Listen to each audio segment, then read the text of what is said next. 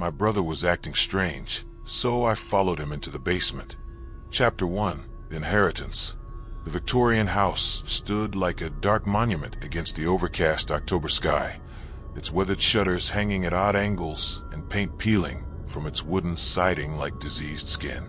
Sarah Williams clutched the brass key in her palm, feeling its cold metal bite into her flesh as she stared at the inheritance that had fallen into her and her brother's lap 3 months after their grandmother's funeral.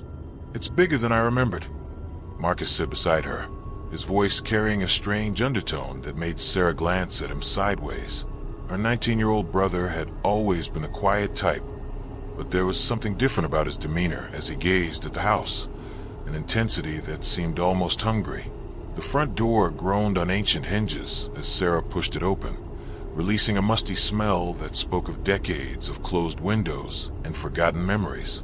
Dust particles danced in the weak afternoon light that filtered through grimy windows, and every footstep echoed hollowly through the empty rooms. "Grandmother Elizabeth sure liked her antiques," Sarah murmured, running her finger along a mahogany sideboard that probably cost more than her car. The furniture stood like silent sentinels throughout the house, each piece covered with white sheets that gave them the appearance of ghosts. Marcus didn't respond. He had wandered into the living room and was standing perfectly still in front of the fireplace, his head tilted slightly as if listening to something Sarah couldn't hear. His dark hair fell across his forehead, shadowing his eyes, but she could see his lips moving silently. "Marcus, what are you looking at?"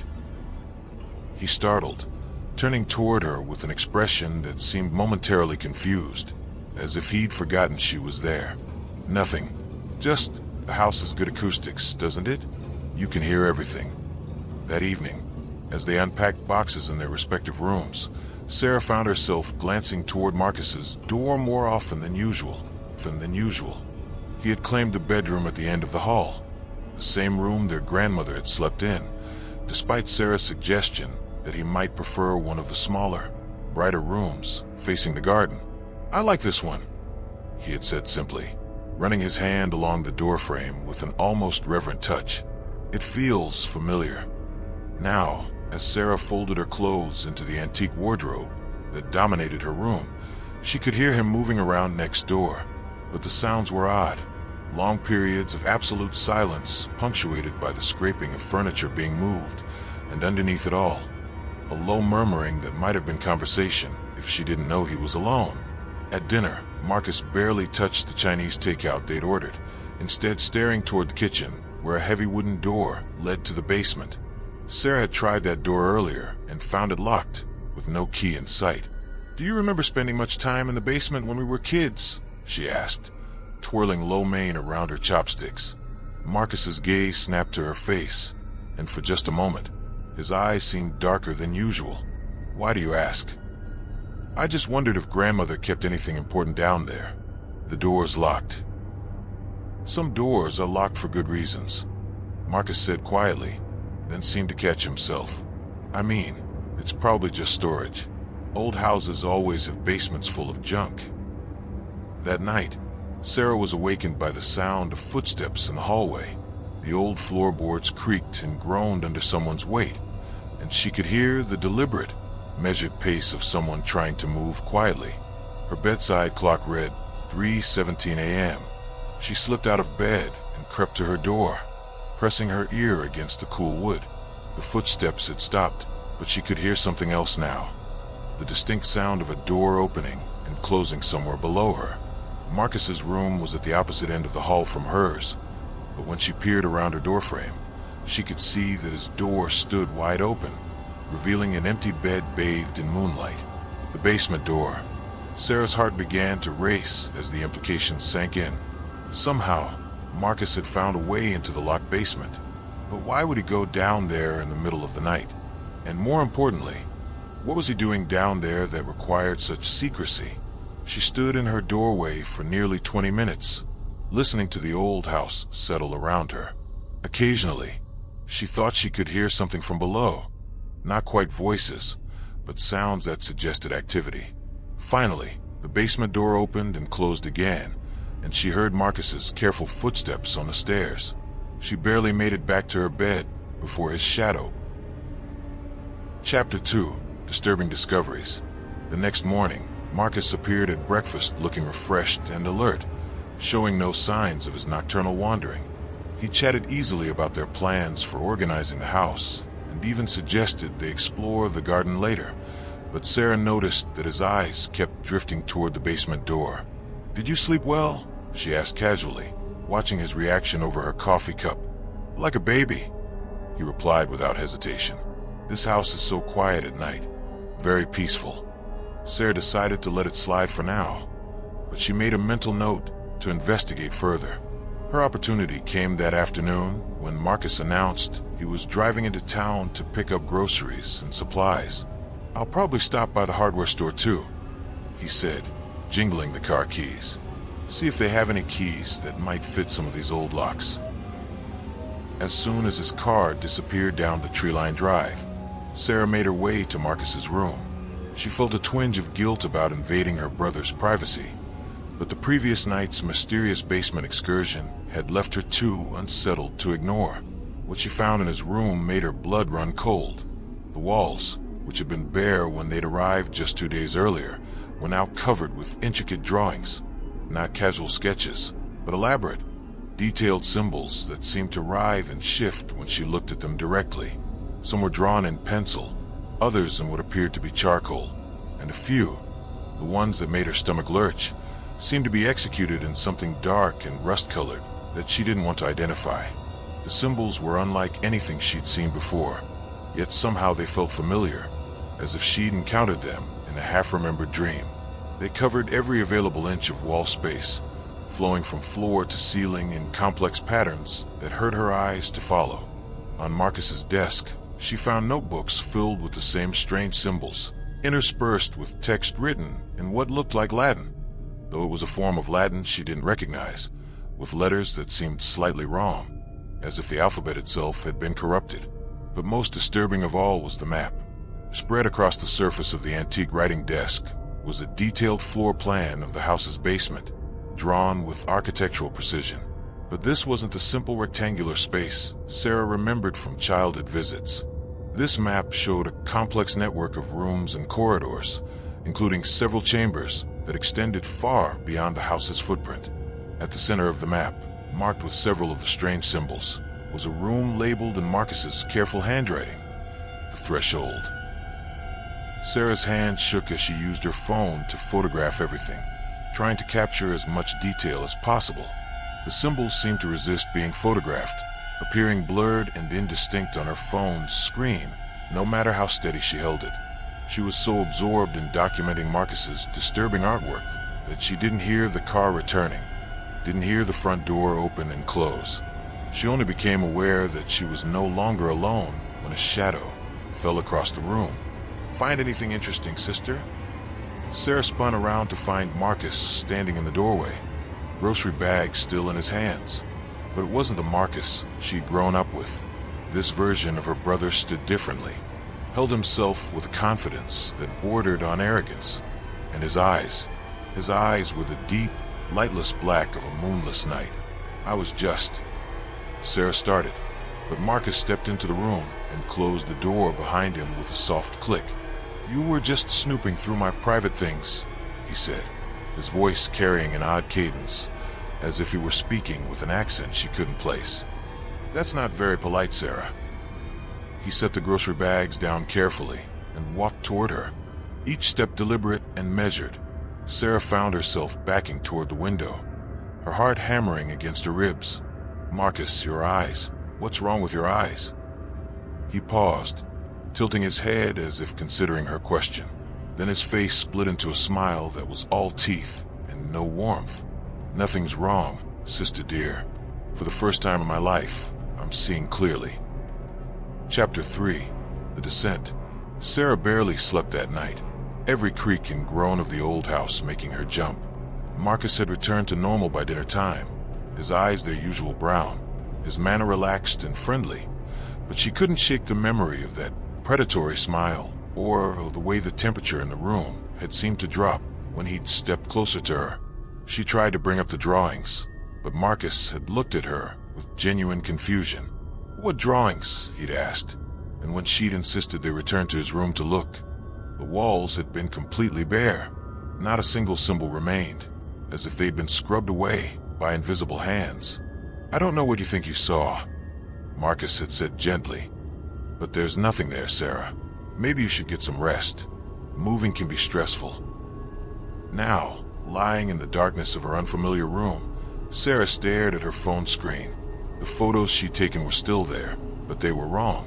Instead of the clear images she remembered capturing, they showed nothing but empty walls and a desk with ordinary papers scattered across its surface. Either she was losing her mind, or something in this house was playing games with her perception of reality. At 3 a.m. exactly, she heard the footsteps again. This time, Sarah was ready. She slipped out of bed, already dressed in dark clothes and soft-soled shoes. She positioned herself strategically, leaving her door cracked just enough to see into the hallway without being visible herself.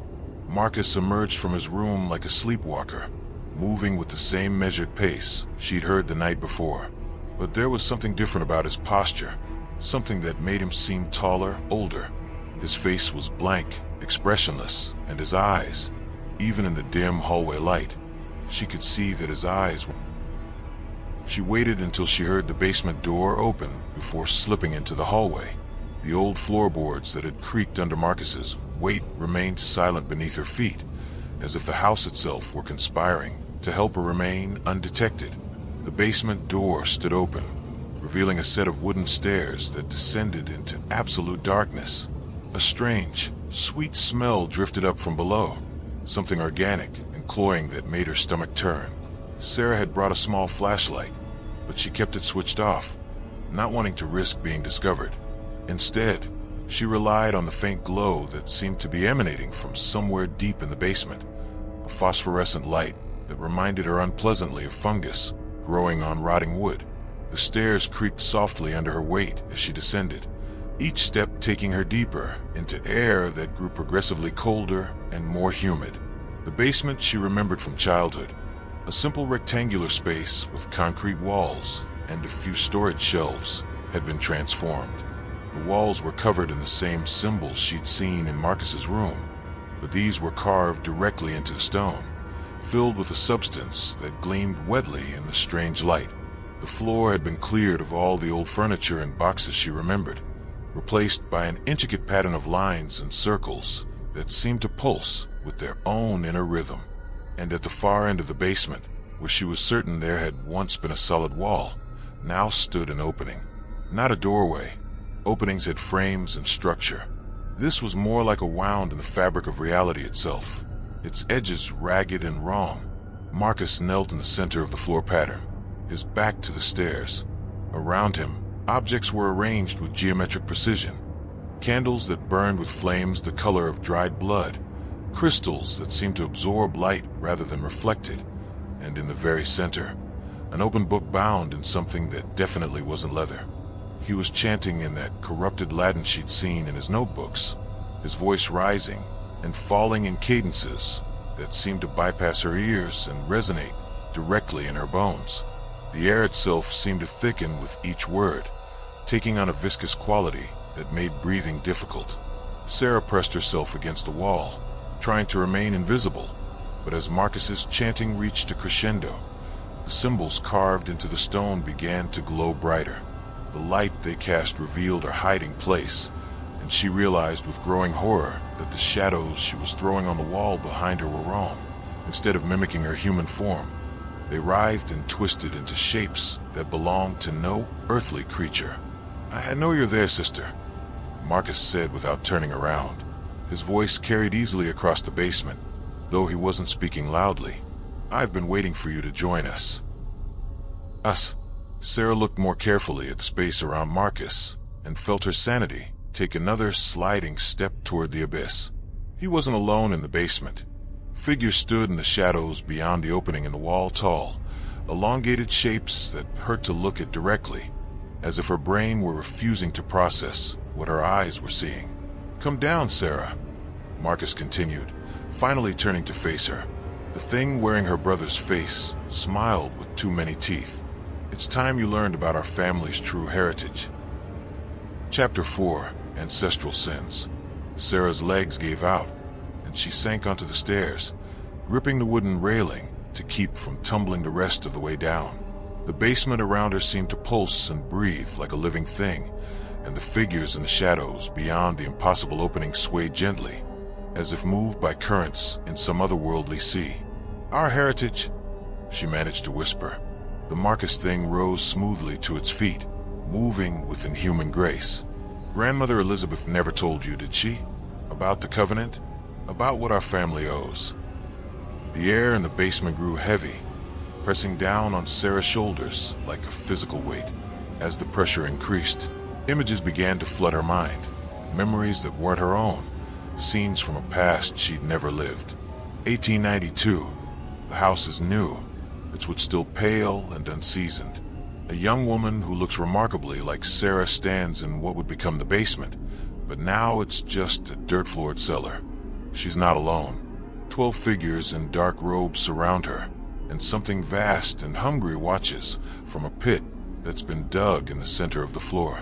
"The bargain is simple, Elizabeth," a voice says, though Sarah can't tell which of the robed figures is speaking. "One generation of freedom for each willing sacrifice. Your children will live normal lives, untouched by our influence, but they're children. And if I refuse..." The young Elizabeth's voice shakes with barely contained terror. "Then we take everyone." Now, the vision shifted, jumping forward in time. 1923. The same Elizabeth, now older and worn by years of secret knowledge, stands in the completed basement. The pit has been covered and sealed, but the opening to elsewhere remains. She holds a crying infant, Sarah's grandfather. "Please," she begs the shadows that gather around the opening. "He's just a baby. Take me instead." "The covenant cannot be altered," comes the response, "but it can be delayed. Each generation you deny us doubles the debt. Your son may live free, but his children..." "No," Elizabeth's voice carries desperate determination. "I'll hide the truth. They'll never know. They'll never come here. Truth has a way of surfacing, Elizabeth Williams, and debts must always be paid." The visions ended as abruptly as they'd begun, leaving Sarah gasping on the stairs. The Marcus thing watched her with ancient, patient eyes. "She tried so hard to protect us," it said, and for a moment, Sarah heard her brother's real voice underneath the otherworldly overlay. But she only made it worse. "The debt has been growing for over a century, Sarah, and now it's come due." "You're not Marcus," Sarah said, struggling to her feet on shaking legs. "I am Marcus, and I am also so much more." The thing spread its arms wide, and for a moment, Sarah saw through its human disguise to the vast, writhing darkness underneath. "I am the price of your family's freedom. I am the covenant made flesh." One of the shadow figures beyond the opening stepped closer to the threshold, and Sarah caught a glimpse of features that might once have been human, but had been stretched and twisted into something else entirely. When it spoke, its voice was the sound of wind through dead leaves. "The girl sees truly," it said. "She will serve as witness." Witness to what? Sarah demanded, though part of her already knew the answer. "To the opening," Marcus said. "For 130 years, we have been patient. We have honored the covenant, taken only what was promised. But debts compound, sister, and your grandmother's defiance has multiplied what is owed." He gestured toward the opening in the wall, and Sarah saw that it was growing wider, its edges pushing outward like a wound healing in reverse. The phosphorescent light beyond was getting brighter, and she could see shapes moving in that alien illumination, things that defied description or rational thought. "The barrier between worlds grows thin in this place," Marcus continued. "It was built on a natural weak point, a place where reality wears thin. With the right rituals, the right sacrifices, can be opened wide enough for our benefactors to enter your world permanently." "And then what?" Sarah asked, though she dreaded the answer. Marcus smiled with genuine warmth, and for a moment he looked like her little brother again. "Then humanity learns what it means to serve something greater than itself." Chapter 5. The Confrontation. "You're sick," Sarah said, backing up the stairs. "This isn't you, Marcus. This is some kind of psychotic break. We can get you help." "Help?" Marcus laughed, and the sound echoed strangely in the basement, seeming to come from multiple directions at once. "Sister, I have never been more whole than I am right now. For the first time in my life, I understand my purpose." He began walking toward the stairs, and with each step, the shadows around him seemed to deepen and writhe. "Do you know what it's like to grow up feeling empty? Like there's something missing inside you? I've felt that way my entire life, Sarah. A hollowness that nothing could fill." Sarah reached the top of the stairs and burst through the basement door into the kitchen. Her hands shook as she fumbled for the light switch, flooding the familiar space with harsh fluorescent illumination. For a moment, she allowed herself to hope that the normal, mundane kitchen would banish the nightmare she'd just witnessed. But when Marcus emerged from the basement, he brought the darkness with him. The shadows in the corners of the kitchen deepened, and the temperature dropped noticeably. "The emptiness is gone now," he continued, as if their conversation hadn't been interrupted. "I know what I am, what we are. We're the bridge between worlds, Sarah. The conduit through which something magnificent will enter this reality. Sarah grabbed a knife from the butcher block, holding it between them like a talisman. "I'm not part of whatever sick fantasy you've constructed." Marcus paused, tilting his head with an expression of genuine puzzlement. "But you are, sister. You have to be. The Covenant requires two from this generation, a matched pair, a willing sacrifice, and a witness to bear testimony to the old agreements." "I'll never be willing. Won't you?" Marcus stepped closer, and Sarah saw that his eyes had returned to their normal brown, but there was something swimming in their depths, something that moved with predatory intelligence. "You felt it too, haven't you? The emptiness, the sense that you're missing something vital." Sarah wanted to deny it, but the words stuck in her throat. There had always been something, a feeling that she was waiting for something important to happen, that her real life hadn't started yet. "That's the Covenant calling to you," Marcus said softly. "It's in our blood, Sarah. Our family line was chosen specifically for this purpose. We were bred to be doorways." "You're insane." "Am I?" "Then explain the dreams you've been having since we arrived here. The ones where you see through someone else's eyes, where you know things you shouldn't know." Sarah's grip tightened on the knife. The dreams he was talking about, she hadn't mentioned them to anyone. Vivid, disturbing dreams where she found herself in places she'd never been, surrounded by people she'd never met, participating in rituals that filled her with equal parts terror and fascination. "How do you know about those?" "Because we're connected," Marcus said. "Twin souls shaped by the same dark purpose. The dreams are memories, Sarah. Our ancestors' memories, passed down through the bloodline. They're trying to prepare you for what's coming." The kitchen around them seemed to shift and waver, as if reality itself were becoming unstable. Sarah blinked hard, trying to clear her vision, but when she opened her eyes, the room had changed. The modern appliances and fixtures had been replaced by older versions, a wood-burning stove, a hand pump at the sink, oil lamps instead of electric lights, and standing around the table were figures in dark robes, their faces hidden in shadow. "Do you see them?" Marcus asked, his voice full of excitement. "The Watchers. They've been here all along, Sarah, waiting, watching, making sure the Covenant would be fulfilled." Sarah squeezed her eyes shut and shook her head violently. When she opened them again, the kitchen had returned to normal, but she could still feel the presence of unseen observers, pressing at the edges of her consciousness. "This isn't real," she said, though her voice lacked conviction. "Reality is subjective," Marcus replied, "and ours is changing. The barriers are breaking down, sister. Soon, the distinction between this world and theirs will cease to matter." He reached out toward her, and Sarah saw that his fingers had grown longer, his nails sharpening into claws. "Join me willingly, and the transition will be easier. Fight it in." He shrugged eloquently. Sarah raised the knife, but her hand was shaking so badly she could barely hold it. "Stay away from me." "I can't do that, Sarah."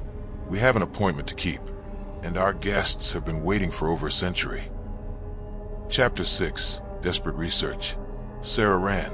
She dropped the knife and bolted from the kitchen, Marcus's laughter following her as she fled through the house. Her car keys were upstairs in her room, but she didn't dare take the time to retrieve them.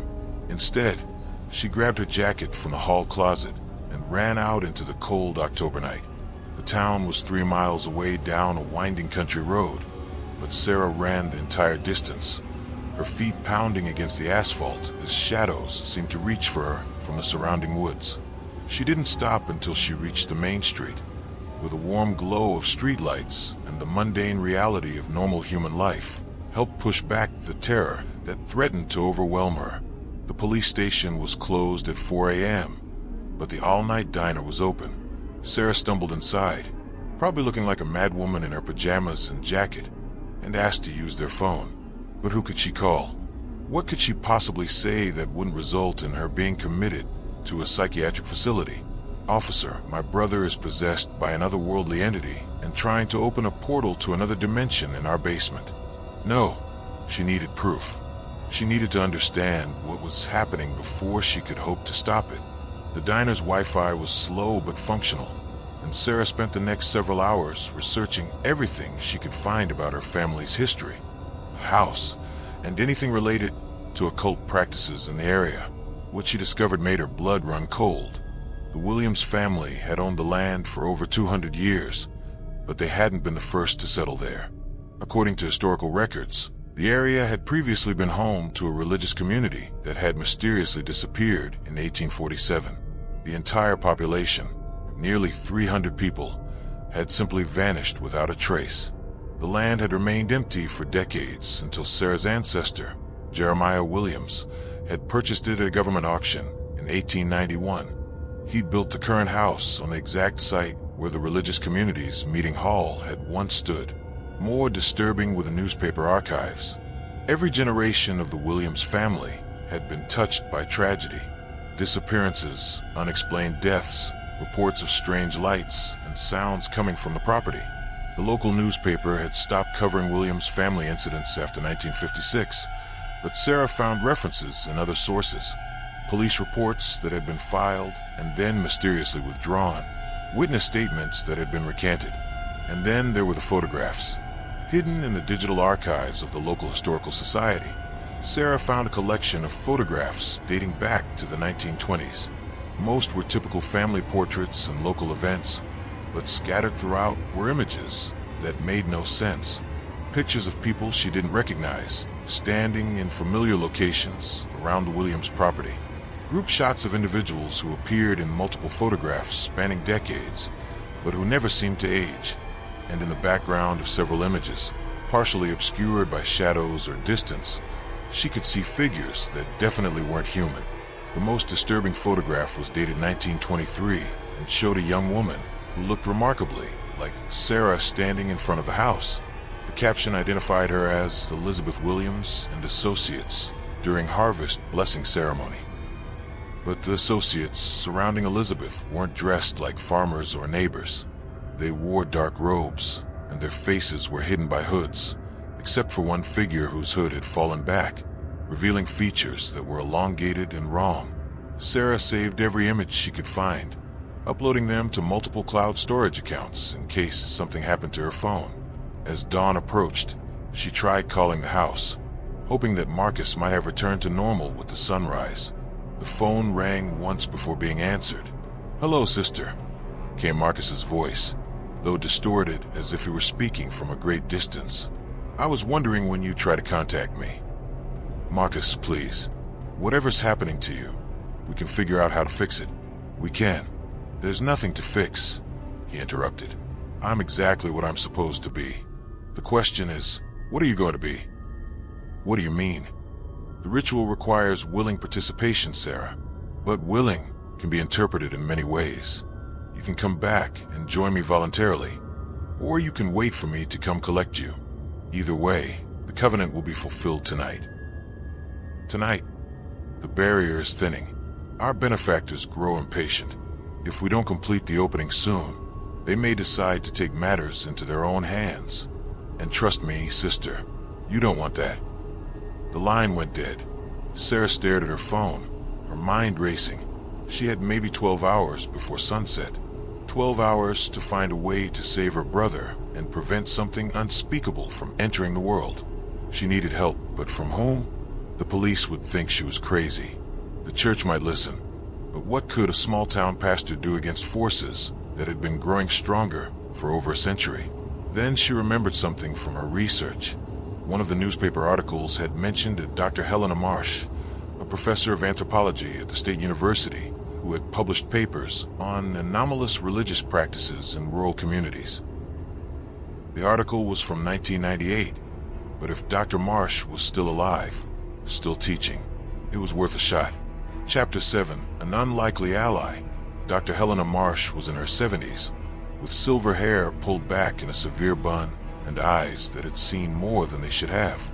When Sarah found her in her cluttered office at the university, surrounded by stacks of books and artifacts that seemed to absorb the fluorescent light, the old woman took one look at her and said, "You're a Williams." It wasn't a question. How did you? "You have the look," Dr. Marsh said, setting down the ancient text she'd been examining. "The same haunted expression your grandmother wore when she came to see me 30 years ago." Sarah sank into the chair across from Dr. Marsh's desk. "Grandmother Elizabeth came to you in 1993.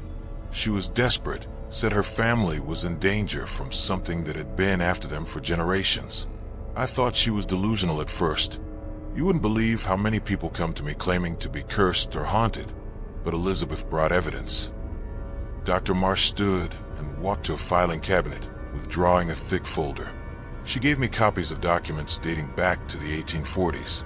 Records of a covenant made between your ancestor and something that definitely wasn't human." "The covenant," Sarah breathed. "Marcus mentioned that. What exactly?" "A bargain," Dr. Marsh said, spreading the documents across her desk. "Protection for the Williams line in exchange for periodic payments. Your family has been feeding this entity for over 150 years, Sarah, and according to these records, the debt has been compounding." Sarah studied the documents with growing horror. They were written in multiple hands, spanning decades, but they all told the same basic story. The Williams family had made contact with something from beyond the normal boundaries of reality, something ancient and hungry that offered power and protection in exchange for sacrifice. But why us? Why our family? "Location," Dr. Marsh said simply. "Your house sits on what the indigenous people called a thin place, an area where the barriers between worlds are naturally weak. The religious community that lived there before your family knew about it too. That's why they chose that location for their settlement." "What happened to them?" Dr. Marsh's expression darkened. "They tried to use the thin place for their own purposes, attempted to contact what they believed were angels, divine beings who would usher in a new age of enlightenment. Instead, they made contact with something else entirely. The same entities that made the covenant with my family? Possibly. The records from that time are fragmentary, but what we know suggests that the entire community was consumed. Not killed, consumed. Absorbed into something larger and hungrier. Sarah felt sick, and now they want Marcus and me." "Not just want," Dr. Marsh corrected. "According to your grandmother's research, this generation of the Williams family represents a culmination. The entity has been breeding your line for specific traits, selecting for individuals who can serve as permanent bridges between dimensions." "Breeding us." The words came out as a whisper. "Think about your family history, Sarah. How many Williams marriages were arranged rather than based on love?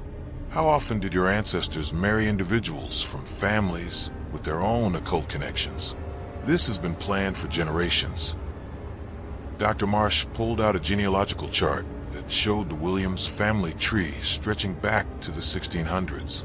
Red marks indicated individuals who had disappeared or died under mysterious circumstances, and Sarah realized with growing horror that they formed a pattern, a careful selection process that had shaped her family's genetic line for centuries. Your grandmother realized what was happening when she started having children. Dr. Marsh continued. She tried to break the pattern, to hide your grandfather and raise him away from the entity's influence. But some things can't be escaped. She mentioned something about delaying the covenant, making the debt larger. Each generation the entity is denied its due, the price doubles. Your grandmother saved your grandfather's generation, but only by ensuring that your father's generation would owe twice as much. When your parents died in that car accident. That wasn't an accident, Sarah finished, the pieces clicking into place. The entity killed them because they refused to honor the covenant. I believe so, yes. Which means the debt has been passed to you and Marcus, multiplied again. The entity isn't just claiming what was originally owed anymore, Sarah. It's collecting interest that's been accumulating for decades. Sarah stared at the documents spread across the desk, seeing her family's history laid out like a roadmap to damnation. There has to be a way to break it, some kind of escape clause. Dr. Marsh was quiet for a long moment. Your grandmother thought there might be. She spent years researching, looking for a way to permanently sever the connection. She believed that if the entity could be denied access to both members of this generation, if you and Marcus both refused to participate, the covenant would collapse on itself. But Marcus isn't refusing. He's embracing it. Then the responsibility falls to you, Dr. Marsh said grimly. According to the terms of the original agreement, the ritual requires willing participation from both parties. If even one refuses, what happens? Unknown. The entity would be denied its prize, but the consequences could be severe.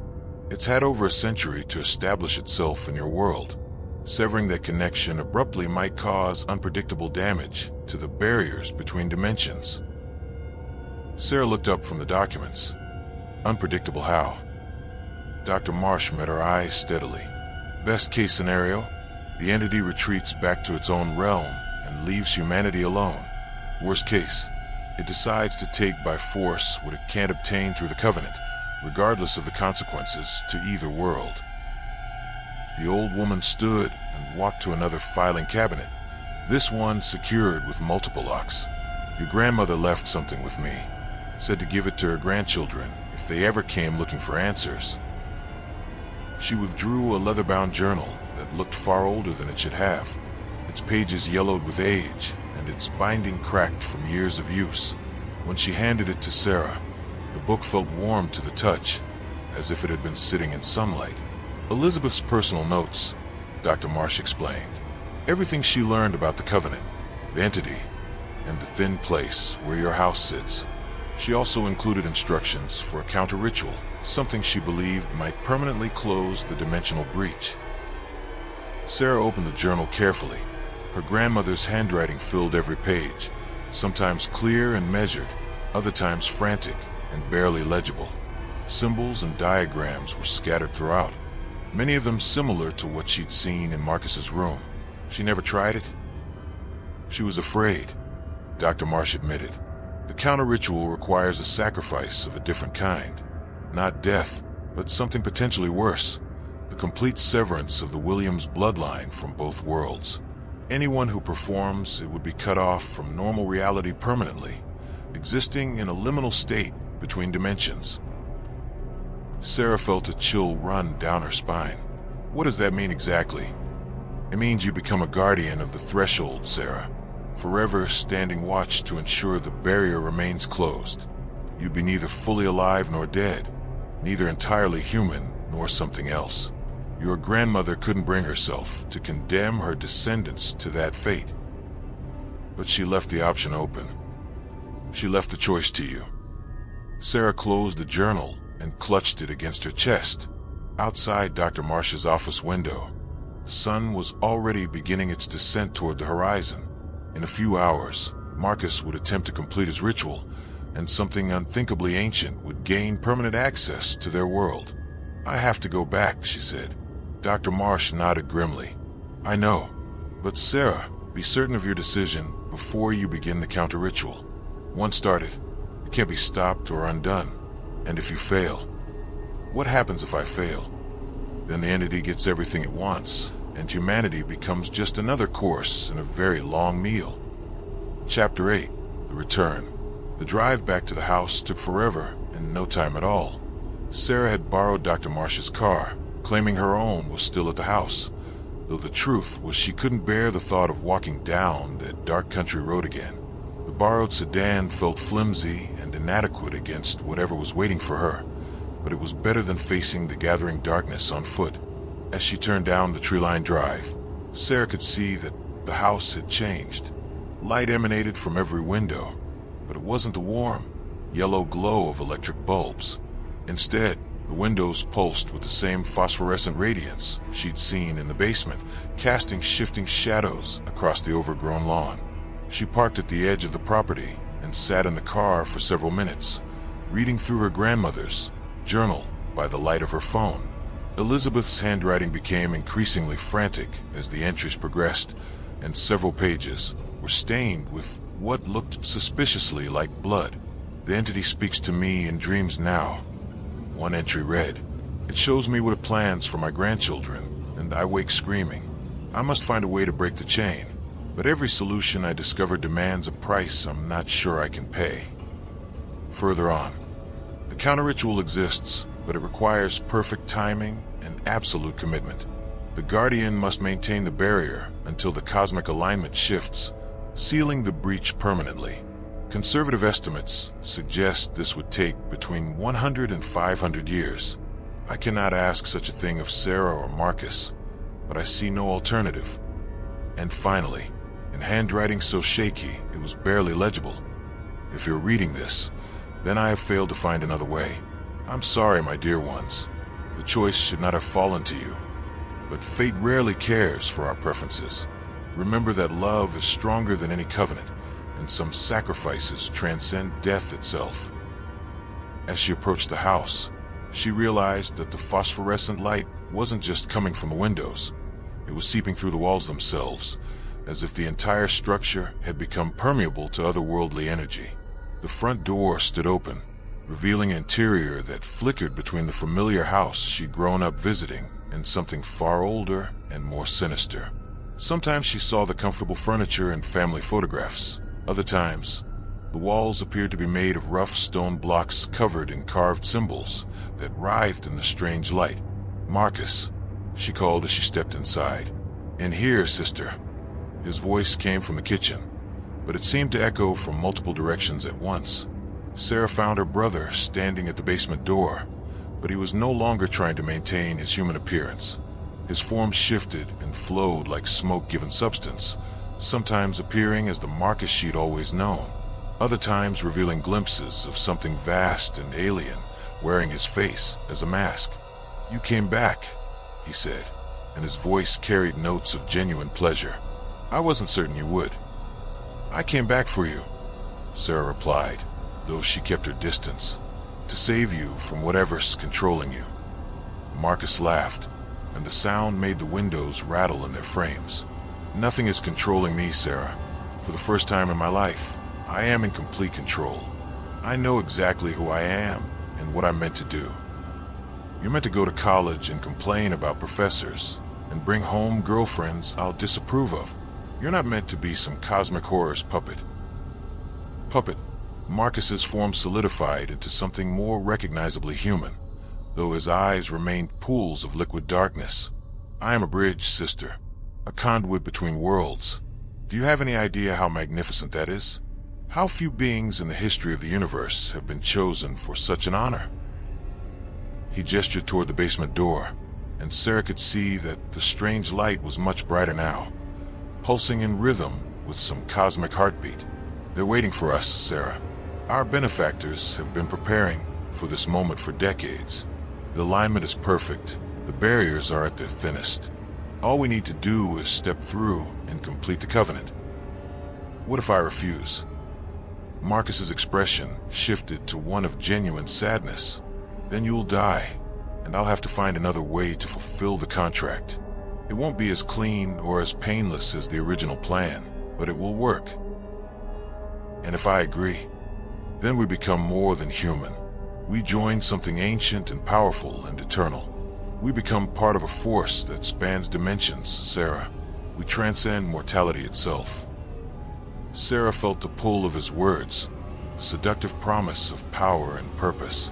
Part of her, a part that had been growing stronger since they'd arrived at the house, wanted to believe him, wanted to embrace whatever transformation was being offered.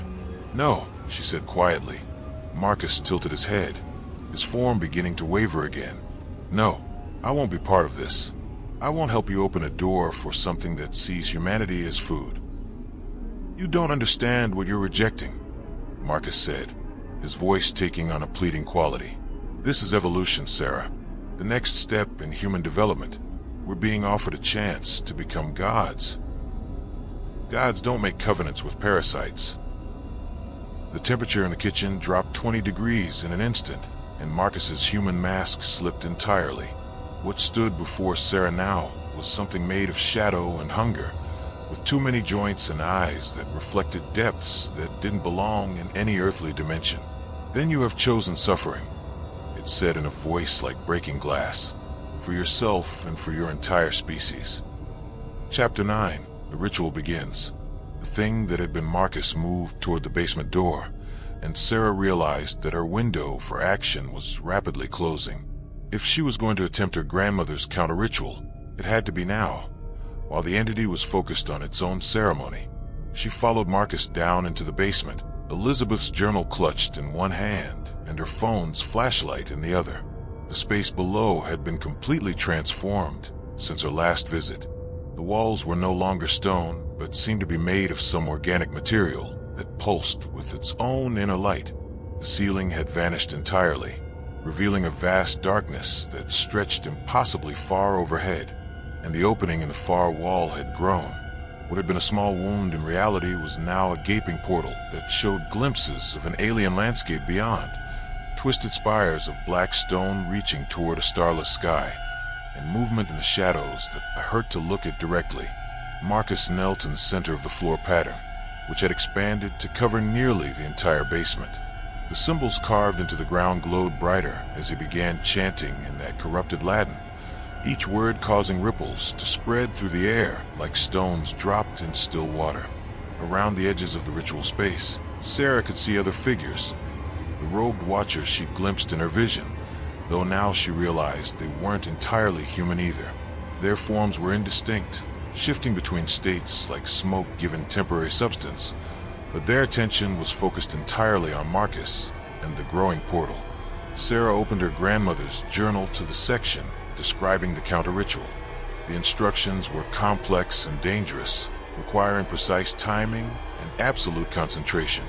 According to Elizabeth's notes, the ritual had to begin at the exact moment when the entity's ceremony reached its climax, when the barriers between worlds were at their most vulnerable. She began gathering the materials she would need. Salt from the kitchen to create a protective circle. Candles, white ones, not the black candles Marcus was using. And most importantly, something that belonged to both her and Marcus, a shared connection that could anchor the counter-ritual. In her jacket pocket, she found what she was looking for, a photograph of her and Marcus from the previous Christmas, both of them smiling at the camera with their arms around each other. The image of who they had been before this nightmare began. As Marcus's chanting grew louder and more urgent, Sarah began her own ritual. She moved quietly around the edge of the basement, sprinkling salt in a careful pattern according to her grandmother's diagrams. The salt hissed and sparkled where it touched the glowing symbols on the floor, and she realized that the counter-ritual was already beginning to interfere with the entity's ceremony. The thing wearing Marcus's face paused in its chanting and looked up at her. "What are you doing, sister?"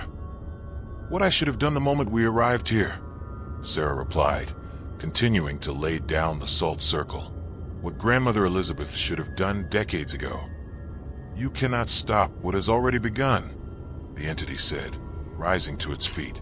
Around the portal, the robed figures turned their attention towards Sarah, and she felt the weight of their inhuman regard pressing down on her like a physical force. "Maybe not," Sarah admitted, lighting the first of her white candles, "but I can make sure it ends with us." She began reading from the journal, pronouncing the Latin phrases as carefully as she could. Unlike Marcus's corrupted version of the language, these words felt clean and powerful, each syllable causing the air around her to shimmer with protective energy. The entity that had possessed her brother let out a shriek of rage that shattered every piece of glass in the basement. It lunged towards Sarah, but the salt circle held, creating a barrier that its corrupted essence couldn't cross. "You don't understand what you're doing," it screamed. "The ritual is nearly complete. The portal cannot be closed now." "Then I'll have to improvise," Sarah said, and continued reading. Chapter 10, The Counter-Ritual. The counter-ritual required Sarah to maintain perfect concentration while chaos erupted around her. As she spoke each Latin phrase, the protective circle grew stronger, but it also drew more aggressive attention from the entity and its servants. The robed figures began moving toward her, their forms becoming more solid and threatening as they approached the salt barrier. When they reached the edge of her protective circle, they pressed against it like insects against glass, their faces finally becoming visible in the white light of her candles. They had once been human. Sarah could see the remnants of familiar features in their elongated faces.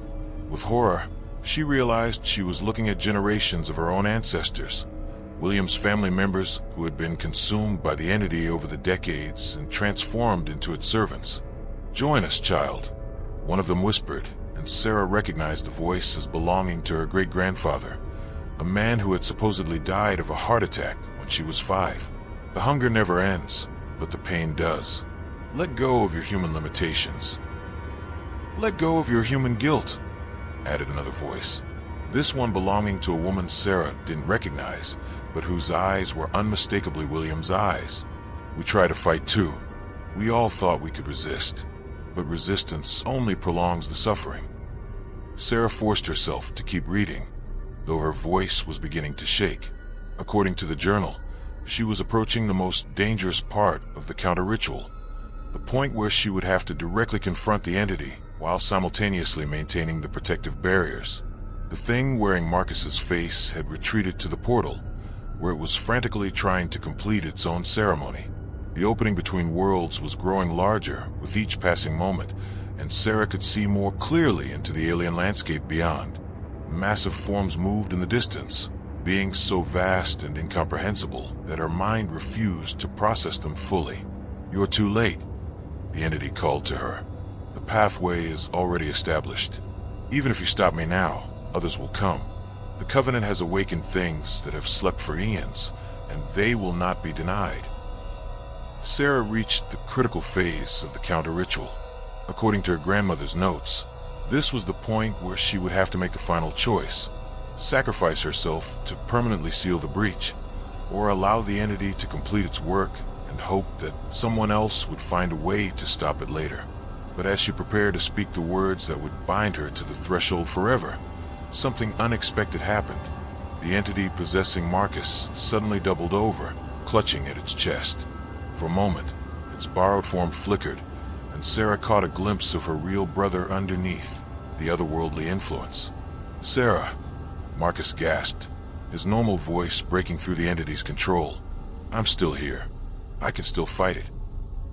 The entity reasserted control almost immediately, but that brief moment of resistance gave Sarah an idea. What if the counter-ritual didn't require her sacrifice?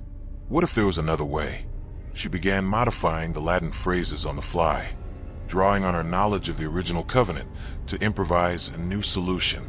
Instead of sealing herself into the threshold as a permanent guardian, she would bind both herself and Marcus to the breach temporarily, long enough to collapse it from within. The risk was enormous. If her improvisation failed, both she and Marcus would be consumed by the dimensional collapse. But if it worked, they might both survive while still preventing the entity from completing its invasion. "What are you doing?" the entity shrieked, its form beginning to waver as Sarah's modified ritual took effect. "This is not according to the pattern. This is not how the Covenant was written." "The Covenant is void," Sarah declared, speaking now with a power that seemed to come from outside herself. "It was made through deception and coercion. I reject its terms and declare the Williams bloodline free of its influence."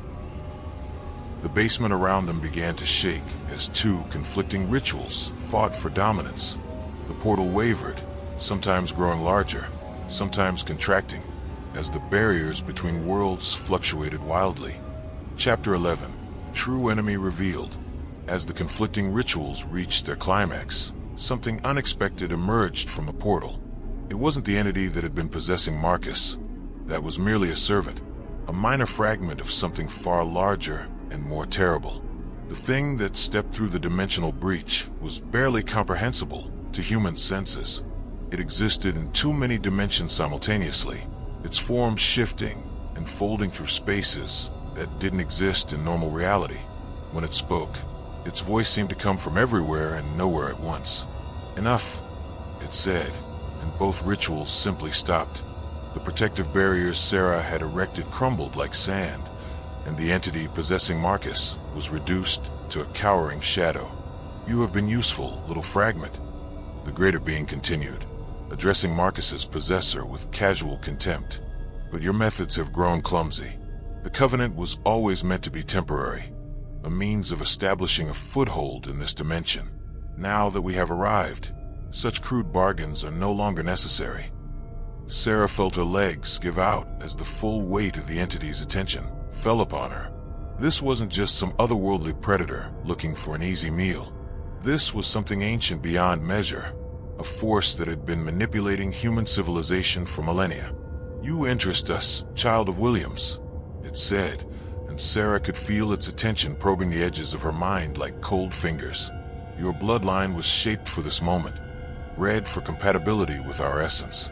But you have shown unexpected strength, unexpected will. What do you want?" Sarah managed to whisper, "What we have always wanted. Evolution, transcendence, the merger of your species with ours, creating something greater than either could achieve alone." The entity gestured toward the portal, and Sarah saw that the alien landscape beyond had changed. Instead of the twisted spires and starless sky, she now saw something that looked almost like paradise, a realm of impossible beauty where beings of light and shadow danced through gardens of crystalline trees. "This is what we offer," the entity continued. "Not consumption, but transformation. Not death, but rebirth into something magnificent. And if we refuse, then your species continues its current path towards self-destruction, and we find other candidates for ascension. We are patient. We have waited for eons. We can wait for eons more." Sarah looked at Marcus, still kneeling in the center of the ritual circle. The possessing entity had been expelled by the arrival of its superior, and her brother appeared to be himself again, though clearly traumatized by his experience. "Marcus," she called softly. He looked up at her with clear, human eyes. "I remember everything," he said, his voice hoarse. "What it showed me, what it promised. Sarah, some of it was real. The potential for transformation, for becoming something more than human. It wasn't all lies. But at what cost? That's what I'm trying to figure out." The greater entity waited patiently while the siblings considered their options. Around them, the basement continued to shift and flow between dimensions, showing glimpses of multiple realities layered on top of each other. "You have time to decide," it said eventually. "The portal will remain open. When you are ready to embrace your true nature, simply step through. If you choose to remain as you are." It shrugged, a gesture that sent ripples through the fabric of space-time. "Then you remain as you are." And the Covenant dissolved. Your bloodline's debt has been paid in full by your willingness to face us directly. You are free to live normal human lives, if that is what you prefer. With that, the entity stepped back through the portal, which immediately began to contract. Within moments, it had shrunk to its original size, still present, but no longer an immediate threat. The basement returned to its normal appearance, though the symbols carved into the floor remained, pulsing faintly with residual energy. Chapter 12. Aftermath and Choices. Sarah and Marcus sat on the basement stairs in silence for a long time, both of them trying to process what they had experienced. The house around them felt different now, not malevolent, but not entirely safe either. It was a place balanced on the edge between worlds, and they were its guardians, whether they wanted to be or not. "Do you believe what it said?" Marcus asked eventually, about the transformation being voluntary now. about us being free to choose. Sarah considered the question carefully. I think it told us a version of the truth, but I also think it's still trying to manipulate us. Maybe more subtly than before, but still manipulating. She looked at the small portal, which continued to show glimpses of the alien paradise beyond. What did you see when you were connected to them? Marcus was quiet for a moment. Everything, he said finally. The history of the universe from their perspective. Civilizations rising and falling, species evolving and transcending their physical limitations. They really have done this before, Sarah. Dozens of times, maybe hundreds. And the results were mixed. Some species thrived after the merger. They became something genuinely greater than what they started as. But others... Marcus shuddered. Others lost everything that made them unique. They became just another extension of the entity's consciousness. Sarah nodded. So the question is, can we trust them to let humanity keep its essential nature during the transformation? I don't know. When I was connected to them, I could feel their genuine belief that they were offering us something wonderful. But I could also feel their fundamental inability to understand why we might value our limitations, our mortality, our independence. They climbed back up to the kitchen, where everything appeared normal except for the basement door, which now bore carved symbols that definitely hadn't been there before. Sarah made coffee while Marcus sat at the table, staring at his hands as if he wasn't quite sure they belonged to him. There's another option, Sarah said as she set a mug in front of her brother. Dr. Marsh mentioned that the counter-ritual could still be completed. We could seal the portal permanently, at the cost of one of us becoming a permanent guardian. Maybe. Or maybe I could modify the ritual further, find a way to seal it without such a high price. Marcus looked up at her. You're talking about dedicating our lives to keeping that thing closed. Staying here forever, never having normal relationships or careers or families. Is that really living? Sarah didn't have an answer for that. She'd been thinking about the same thing. The life she'd be giving up if she chose to become a guardian of the threshold. But she'd also been thinking about what might happen if she didn't. What if we just left? Marcus suggested. The entity said we're free to live normal lives. What if we just walked away and tried to forget any of this ever happened? Could you forget? Marcus was quiet for a long moment. No, he admitted. And I don't think you could either. We've seen too much, learned too much. Even if we try to go back to our old lives, we'd always be waiting for the other shoe to drop. As if summoned by their conversation, Sarah's phone rang. Dr. Marsh's number appeared on the screen.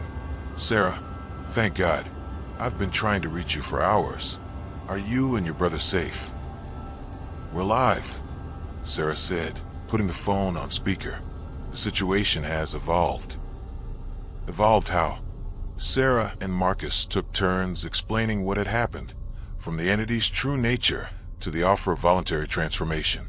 Dr. Marsh listened without interruption, though Sarah could hear a sharp intake of breath when they described the greater entity's appearance. This changes everything, Dr. Marsh said when they finished. If what you're describing is accurate, then this isn't just about your family anymore. This is about the future of human civilization. What do you mean? I've spent decades studying cases like yours, Sarah. Entities that make contact with human families. Covenants that span generations. But they've always been isolated incidents, affecting small groups or individual bloodlines. What you're describing sounds like something much larger. A coordinated effort to establish permanent contact between dimensions. Marcus leaned closer to the phone.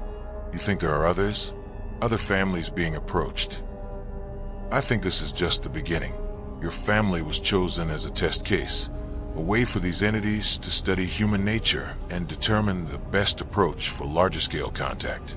Now that they've learned what they needed to know, they'll start approaching other families, Sarah finished, or entire communities, or nations. Sarah, the choice you and Marcus make could set a precedent for all future human entity interactions. The weight of that responsibility settled on Sarah's shoulders like a physical burden.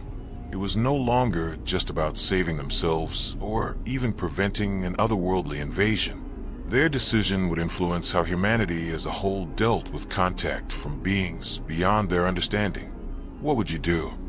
Marcus asked Dr. Marsh. The old woman was quiet for a long time. "I honestly don't know," she said finally. "The potential benefits of peaceful contact with advanced entities are enormous, but so are the risks. And once that door is opened, it can never be completely closed again." Chapter 13. The Weight of Decision. Over the next few days, Sarah and Marcus tried to return to something resembling normal life while grappling with the impossible choice they faced. The house remained stable, the portal quiet but present, like a doorway they could open whenever they chose. Sarah found herself drawn to the basement repeatedly, standing at the edge of the ritual circle and staring into the small window that showed glimpses of another world. Sometimes she saw the paradise the entity had shown them, beautiful beings moving through landscapes of impossible geometry and stunning beauty. But other times, she caught glimpses of something darker, vast structures that might have been cities or prisons, populated by forms that might once have been human but had been changed beyond recognition. Marcus dealt with the situation differently. He threw himself into research, spending hours online looking for accounts of similar phenomena. He found more than Sarah would have expected. Stories buried in obscure forums and academic papers, accounts of families who had vanished without explanation, communities that had been found empty with no signs of violence or struggle. "Look at this," he said one evening, showing Sarah his laptop screen. 12 families in rural Montana disappeared over a 3-week period last year. All of them had histories of paranormal activity going back generations. The FBI investigated but found no evidence of foul play. "You think they were contacted?" "I think they were given the same choice we were, and I think they took it." Sarah studied the news articles Marcus had collected. The missing families had left behind homes that showed signs of careful preparation, bills paid in advance, arrangements made for pets to be cared for, personal belongings organized as if for a long journey. "They knew they were leaving," she murmured, "and they chose to go." That night, Sarah dreamed of walking through the portal into the alien realm beyond. In the dream, the transformation was gradual and painless. Her human limitations simply fell away like old clothes, replaced by senses that could perceive dimensions beyond the normal 3, by an understanding that encompassed the fundamental structures of reality itself. She woke feeling a profound sense of loss, though she couldn't say what exactly she was mourning. Marcus had his own dreams, but his were different. He dreamed of staying behind, of watching through the small portal as Sarah walked away from him forever, transformed into something he could no longer recognize or relate to. "We don't have to make the same choice," he told her over breakfast. "One of us could go and one could stay, and spend the rest of our lives separated by more than just distance. Marcus, whatever we decide together."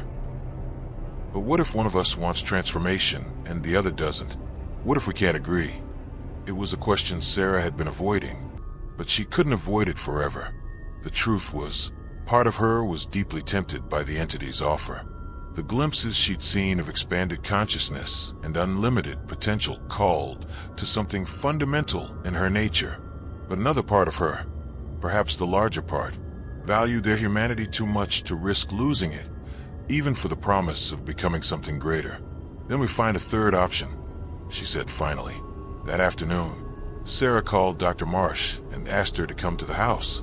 If they were going to make a decision that would affect the future of human-entity relations, they needed all the expertise they could get. Dr. Marsh arrived that evening, carrying a briefcase full of research materials and looking every bit as nervous as Sarah felt. She examined the basement carefully, taking photographs and measurements, making notes in a thick journal. "The portal is remarkably stable," she observed. "Most dimensional breaches are chaotic, unstable things that collapse quickly. This one has been engineered to remain open indefinitely." "Is that good or bad?" Marcus asked. "Both. It means the entities are committed to long-term contact, which suggests they're genuinely interested in cooperation rather than conquest. but it also means they're not going to give up easily if we reject their offer. Dr. Marsh set up equipment around the ritual circle, devices that measured electromagnetic fluctuations, temperature variations, and other environmental changes that might indicate dimensional activity. What exactly are you looking for? Sarah asked. Patterns, communications attempts, any sign that the entities are actively monitoring this location.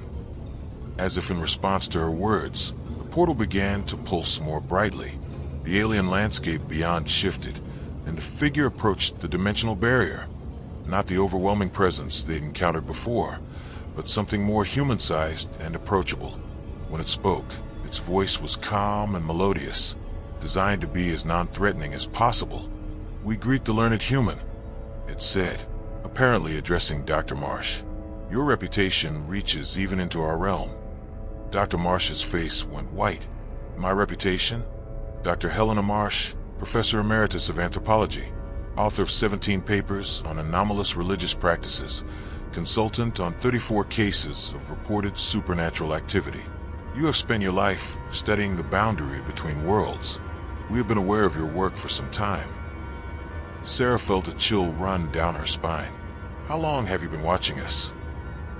"Long enough to understand your species' potential. Long enough to identify the individuals best suited to serve as bridges between our civilizations." Dr. Marsh stepped closer to the portal, her scientific curiosity apparently overriding her fear. "What do you really want from us?" "Partnership," the entity replied simply. "Your species stands at a crossroads. You can continue your current path toward environmental collapse and social fragmentation, or you can accept our guidance toward transcendence. We offer knowledge, power, and longevity beyond your current comprehension, at the cost of our humanity, at the cost of your limitations.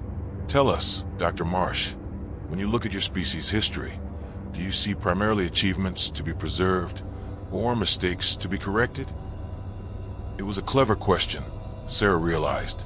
Any honest assessment of human history would have to acknowledge the wars, the injustices, the environmental destruction, the cycles of violence and oppression that had characterized much of civilization.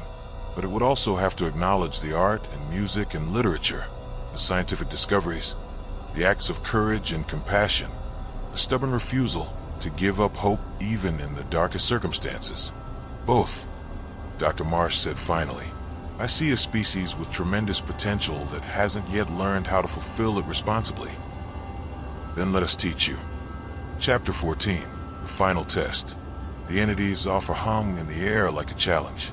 Sarah found herself thinking about all the problems that plagued humanity. Climate change, poverty, disease, the endless cycle of conflict that seemed to define so much of human history. The promise of guidance from beings who had transcended such limitations was undeniably appealing. But she also thought about everything that made humanity worth preserving, the creativity that emerged from limitation, the beauty that came from mortality, the bonds formed through shared struggle. "We need time to consider," she said. "Time you have," the entity replied, "but not indefinitely. Other species have been identified as potential candidates for transcendence. If humanity proves unwilling to embrace evolution, we will focus our efforts elsewhere." The portal dimmed, and the entity retreated, leaving the three humans alone with their impossible decision. "They're trying to pressure us," Marcus observed. "Of course they are," Dr. Marsh said, "but that doesn't necessarily mean their offer isn't genuine. Advanced beings might operate on different timescales, different priorities than we do. What seems like manipulation to us might simply be efficiency to them." Sarah walked to the edge of the ritual circle and stared into the portal. The alien landscape beyond looked peaceful, even inviting. She could see structures in the distance that might have been cities, filled with beings who moved with a grace and purpose that suggested they had found solutions to problems humanity was still struggling with. "What if we set conditions?" she said suddenly. "Conditions?" Marcus asked. "What if we told them we were interested, but only if they could guarantee certain protections, safeguards to preserve human autonomy and cultural diversity?" Dr. Marsh looked intrigued. "That's actually not a bad idea. Most of the historical accounts I've studied involve entities that demanded complete surrender or complete rejection, but these beings seem more sophisticated, more willing to negotiate. They spent the next hour drafting a list of requirements, conditions that would have to be met before humanity could consider accepting the entity's guidance. The list included provisions for cultural preservation, guarantees of individual choice, protections against forced transformation, and the establishment of human oversight committees to monitor the process. When they felt they had covered the most important points, Sarah approached the portal again. "We have a counter-proposal," she announced. The entity returned almost immediately, its form more solid and detailed than before. "We are prepared to listen." Sarah read through their list of conditions, expecting arguments or rejections at each point. Instead, the entity listened patiently and nodded at several items. "Your concerns are reasonable," it said when she finished. "Most can be accommodated. However, there are some fundamental misunderstandings in your proposal, such as you assume that transcendence can be parceled out gradually, that evolution can be controlled and limited. This is not accurate. Consciousness expansion cannot be halted once it begins. It is a fundamental change in the nature of being itself." Marcus stepped forward. "So if we agree to your guidance, there's no going back." "There's no back to go to. You would become something new, something greater. The desire to return to limitation would disappear because you would understand, finally, how small and constrained your previous existence had been." Sarah felt her heart sink. "So all our conditions about preserving human nature are meaningless?" "Not meaningless, but incomplete. Human nature would be preserved as a foundation, built upon and expanded rather than destroyed, but it would be changed, inevitably and permanently." The three humans exchanged glances. The entity was being honest, but that honesty revealed the fundamental impossibility of their situation. They couldn't accept transcendence while remaining unchanged, and they couldn't remain unchanged while accepting transcendence. "There is another option," the entity said, as if reading their thoughts, "one that we have not offered to previous species, which is a trial period, a limited partnership that would allow your species to experience transcendence temporarily, with the option to reverse the process if you find it unsatisfactory." Dr. Marsh leaned forward. "What kind of trial period?" "We would establish contact with a small group of volunteers, perhaps a dozen individuals from diverse backgrounds and cultures. They would undergo partial transformation, maintaining connection to both human and transcendent consciousness. After a predetermined period, they could choose to complete the process or return to their original state. And if they chose to return, they would retain their human limitations, but also keep the memory and understanding gained during transcendence. They could serve as advisors to help their species decide whether to pursue full contact." It was, Sarah realized, a remarkably reasonable proposal. It addressed most of their concerns while still offering the entities what they wanted, an opportunity to demonstrate the benefits of transcendence. What would be required of the volunteers? Sarah asked. They would need to be individuals with strong psychological foundations, people capable of maintaining their core identity while experiencing expanded consciousness. They would also need to be genuinely representative of human diversity, so that any decisions made would reflect the full spectrum of your species' perspectives. Marcus looked thoughtful. "How long would this trial period last?" "1 of your years, long enough to fully experience transcendent consciousness, but brief enough to minimize the risk of permanent psychological damage if reversal is chosen." Dr. Marsh pulled out her notebook and began writing furiously. "This could work," she murmured. "A controlled study with built-in safeguards and reversibility. It's more than any other contacted species has been offered." Sarah found herself nodding.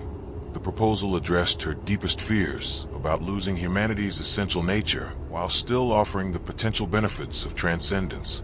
But there was one crucial question remaining. Who would choose the volunteers? Ideally, a joint selection process. Representatives from both our species working together to identify suitable candidates. And if we agreed to this trial, what would happen to the portal? Would it remain open indefinitely?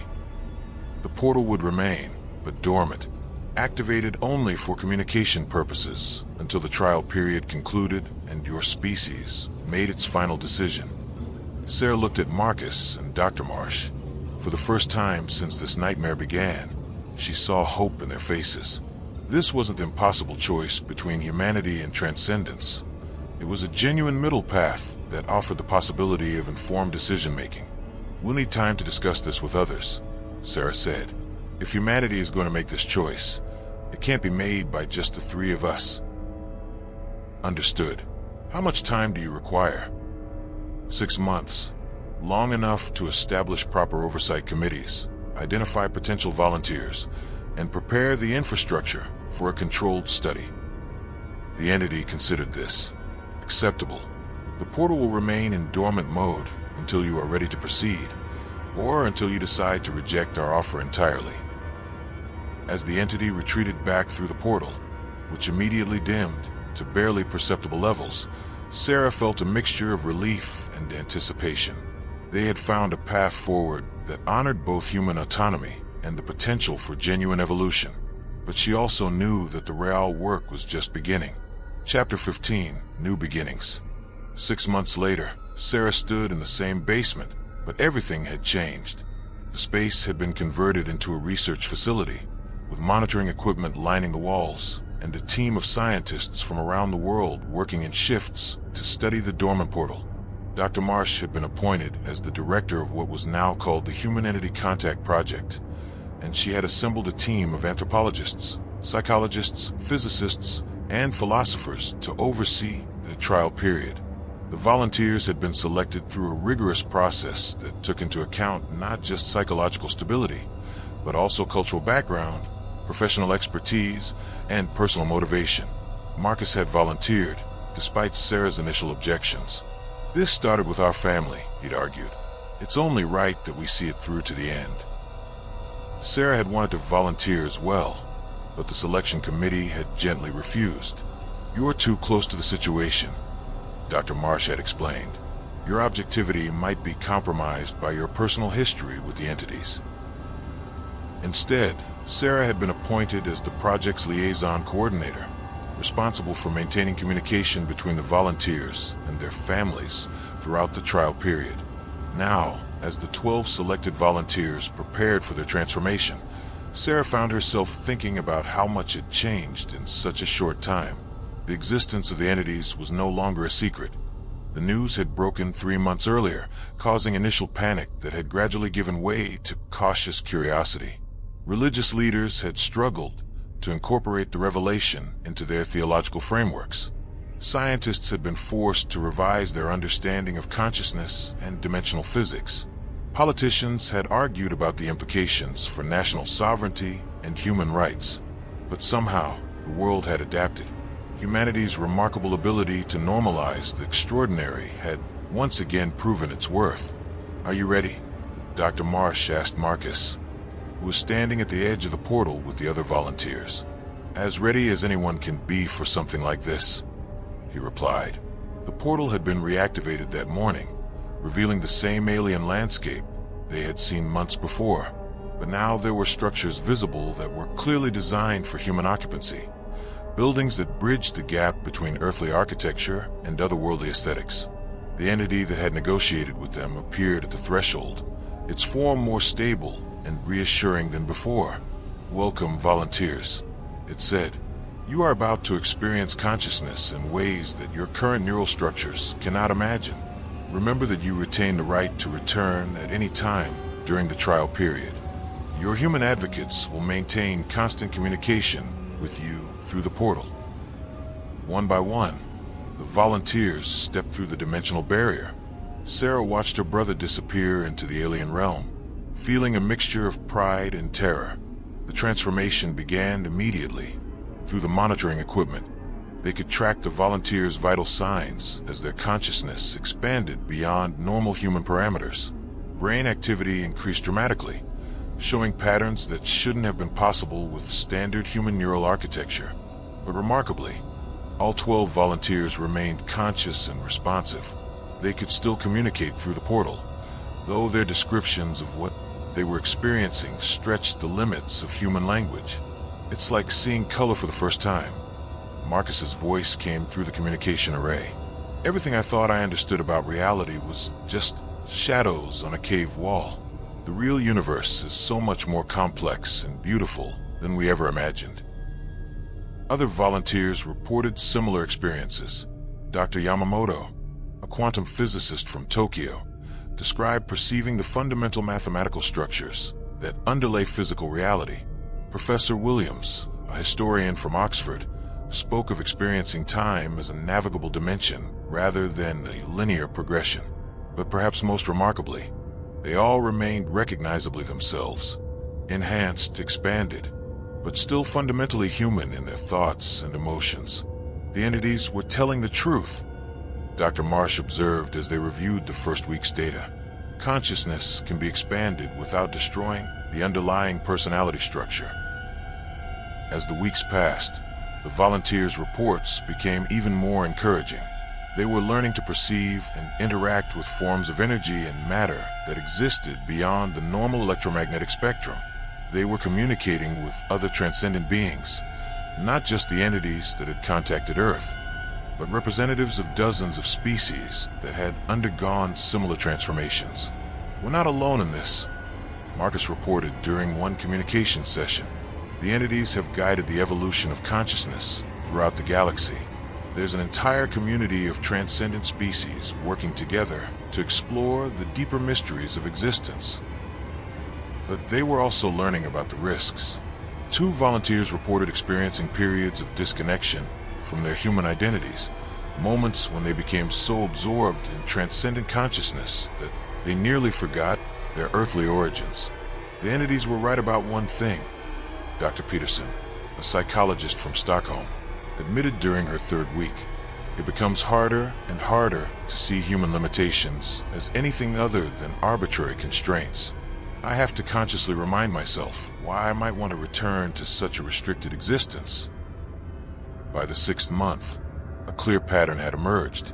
All 12 volunteers had successfully maintained their core human identities while experiencing expanded consciousness. But they had also all been profoundly changed by the experience. Their perspectives on life, death, morality, and meaning fundamentally altered. The question now was whether they would choose to return to their original state or complete the transformation permanently. Chapter 16. The Choice Made. The day of decision arrived with surprising calm. The 12 volunteers gathered at the threshold between worlds, their forms now flickering between human appearance and something more ethereal. They had spent a full year experiencing transcendent consciousness, and the time had come to choose their permanent state of being. Sarah stood with Dr. Marsh and the other project coordinators, watching through the portal as her brother and the other volunteers prepared to make the most important decision in human history. Before we announce our individual choices, Marcus said, speaking for the group, we want to share what we've learned with the rest of humanity. Over the next hour, each volunteer gave a detailed report of their experiences. They spoke of consciousness freed from the constraints of linear time, of perception that could encompass multiple dimensions simultaneously, of direct communication with the fundamental forces that shaped reality. But they also spoke of the costs. Dr. Chun, a philosopher from Beijing, described the gradual fading of certain human emotions, not their elimination, but their transformation into something broader and less personal. Love becomes universal compassion, she explained, but it loses some of the intensity and specificity that makes human love so precious. Professor Martinez, an artist from Mexico City, talked about creativity in transcendent form. I can create beauty beyond anything possible with human limitations, he said, but human art derives its power from struggle, from the attempt to express the infinite through finite means. Transcendent creativity is magnificent, but it lacks the poignancy of human artistic expression. When all 12 had finished their reports, they began announcing their individual decisions. 4 volunteers chose to complete the transformation, drawn by the promise of unlimited consciousness expansion and the opportunity to join the community of transcendent beings. 3 chose to return to human form, valuing their limitations as essential parts of what made them who they were. And 5, including Marcus, chose something unprecedented. "We want to remain as bridges," Marcus announced. "Partially transcended beings who can exist in both states of consciousness will serve as permanent liaisons between humanity and the transcendent community." The entity that had first contacted them seemed surprised by this choice. "Such a state is possible," it admitted, "but it is not stable over long periods. The psychological strain of maintaining dual consciousness can be significant." "We understand the risks," Dr. Peterson replied, "but we also understand the value. Humanity needs guides who truly understand both forms of existence." The entity considered this. "Very well, but understand that this choice cannot be easily reversed. Bridge consciousness requires constant effort to maintain the balance between limitation and transcendence." As the volunteers completed their transformations, or chose to forego them, Sarah found herself thinking about the broader implications of what they had witnessed. Humanity now had proof that consciousness could be expanded without losing essential human nature. They had volunteers who had experienced transcendence and chosen to return, and they had bridge beings who could help guide future decisions about human evolution. Most importantly, they had demonstrated that the choice could be made freely, with full knowledge of the consequences. "What happens now?" Sarah asked Dr. Marsh as they watched the volunteers who had chosen to return begin their reversion process. "Now we share what we've learned with the world," Dr. Marsh replied. "The trial period has shown that transcendence is possible, beneficial for some, but not necessary for all.